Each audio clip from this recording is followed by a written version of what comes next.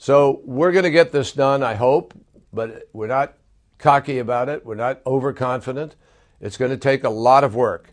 And in the end, it's really up to Iran to make the choice to prove that its program is indeed peaceful.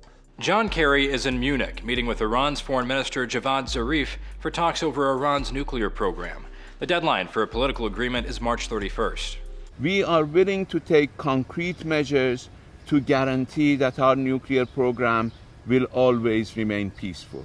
Iran wants to escape crippling international sanctions, but still pursue a domestic nuclear program for energy purposes. The US, UK, France, Russia, China, and Germany, also known as the P5+1, want to eliminate Iran's ability to create any nuclear weapons.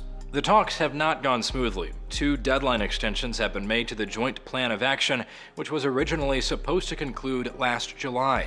The new final deadline for a complete deal is now June. Still, there has been some progress. With the original implementation of the Joint Plan of Action, some sanctions were gradually lifted in exchange for Iran freezing its nuclear program during negotiations. While negotiations have been mostly kept secret, the former Iranian ambassador to Germany points out in an op-ed for USA Today that Iran has a number of confidence-building measures currently on the table. Those include diluting current stocks of enriched nuclear materials, reducing nuclear centrifuges from 22,000 to less than 10,000, and cooperation with an international nuclear inspection agency. But there are still those who are wary of how negotiations are proceeding, particularly in the US. So I'm very uneasy about the way our negotiations with Iran are going on.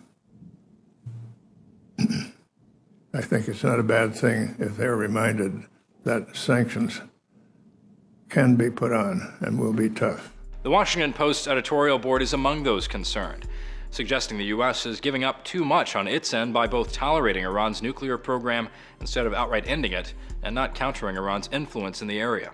Writing for the National Interest, Paul Pillar says it would be impossible to completely eliminate Iran's nuclear capabilities, as the Post suggests. Pillar also says U.S. reluctance to countering groups like Hezbollah in Syria is about avoiding another war, not about conceding to Iranian influence. In their latest meeting in Munich, Kerry reportedly stressed the March deadline to Zarif.